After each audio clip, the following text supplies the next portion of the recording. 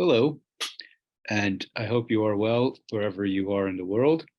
Welcome to my presentation for the Informatized Body paper that I presented to the International Forum on Digital and Democracy. I will now share the screen and start the presentation. So, what is the Informatized Body? It's a concept that goes far back, at least to the 1880s, when in Paris, the Bertillon system was created to measure criminals. Stuff like hair and eye color, skull and foot size were used by law enforcement to identify criminals. Back then, it was common for a criminal to provide a false name. And so the law enforcement authorities had to find a way to make sure that they got the right person. In time, this evolved and became more efficient with the use of mass fingerprinting. A good example of this was the British in South Africa in the 1920s. They had to keep tabs on the miners, and they used this efficient system to be able to identify people. And it was a quick way to manage them, but it also became a way to construct identity and is connected with issues of power, as was written by Jonathan Finn in Capturing the Criminal Image. In the 1930s, this develops a little bit differently with eugenics, which were quite popular back then. Schools, hospitals, and asylums were all collecting data on their citizens, the sizes of their head, their shape. Of course, this was connected with racial and ethnic profiling, but it was also a way to turn the human body into something that was measured, that can be measured. And of course, there were desirable and less desirable characteristics connected to that, unfortunately. I argue that this created a novelty in the state approach to the body. These are just three examples. But what they did is that they start to have this idea of the body as being part of a greater good. The body became a resource for the greater good of the nation, as in the case of eugenics. But it also introduced a deductive approach to data collection on the body. For example, if individuals had a certain skull size or shape, it was understood that they had a propensity like to drink. Or if somebody had a more pronounced brow, then that made them a criminal or an alcoholic. So it was connecting these physical characteristics to personality traits. Fast forward to the 1990s, and you get facial recognition technology invented in the United States and now used quite widely across the globe. FRT, or facial recognition technology, utilizes computer vision to identify people, and it's used as a form of control in many settings. There's some critiques, of course, of FRT. For example, the police in Detroit have a project called the Green Light Project, in which they're monitoring entire neighborhoods with facial recognition technologies. The critique is that it tends to be used in wealthier areas to monitor people that come from less wealthy areas. And it's not always very accurate on people of different ethnic groups and racial different races. For example, it was found that FRT was trained mostly on people that were of Caucasian descent, but then it's used on people of, let's say, in Detroit, in this case, on people of African American descent, but it's not very accurate. So it's not always identifying the right person. And in fact, there were instances of the wrong African American being taken into custody by the police. I have to emphasize that the informatized body is not only physical, it's also psychological and emotional. In fact, there's psychological aspects that are also put on file when we collect data on the body. The case of facial emotion recognition, developed in the 2000s, is a good example of this. So not only are we recognizing a person by their facial characteristics, but we're also recognizing what they might be feeling. There's some problems to this. And it starts with the fact that according to this approach, there is such a thing as a universal expression. If a machine is to identify what expression person X is having, they have to have a certain category for that expression. So there has to be a universal categories of expression that can be applied to everybody across cultural and ethnic backgrounds. So they start with these 6 universal expressions, which were developed in the 80s by a psychologist called Paul Ekman. Disgust, surprise, sadness, fear, happy, contempt. And in 2003, the US Transportation Security Administration thinks it's a good idea to take these universal expressions and train officers to use software that can identify these expressions and therefore perhaps catch terrorists, which was the hot button topic at the time. Rather embarrassingly for the TSA, no terrorists were arrested, and the TSA was accused of racial profiling, since everybody that was identified as having facial expressions that might have been dangerous, or a large proportion of those, happened to be Muslim or Arab descent. Some additional critiques of facial emotion recognition is that emotions emerge as a combination of physical properties of your body, a flexible brain that wires itself to whatever environment it develops in, and your culture and upbringing, according to Lisa Feldman Barrett, who wrote the book, How Emotions Are Made. If this is true, it means that emotions cannot be so easily classified because it depends on so many variables, and there's no way that any type of software can be able to classify that many variables. What are some of the future directions that emotion detection through facial recognition technology or other types of technology may go in? I believe that cameras will increasingly be fit with sensors that can monitor for other things in addition to emotion or characteristics of someone's physical appearance.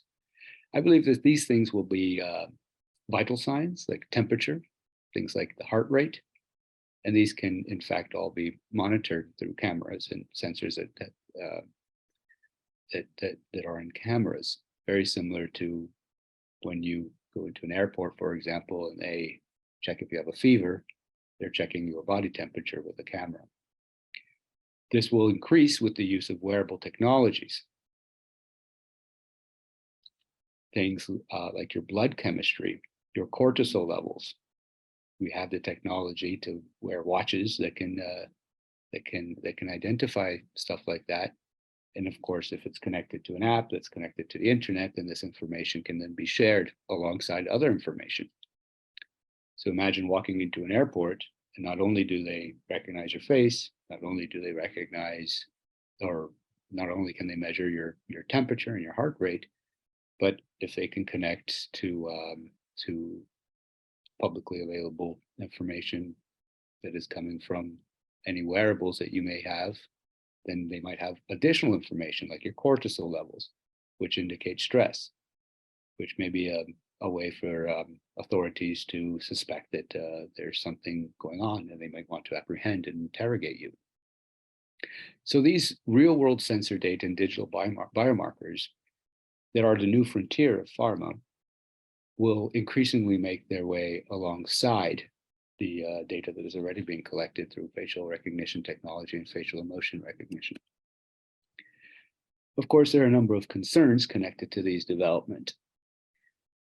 The biggest, I believe, is that the more information there is on our behavior and our blood chemistry, on our sentiment, our emotions, the easier it is to nudge behavior.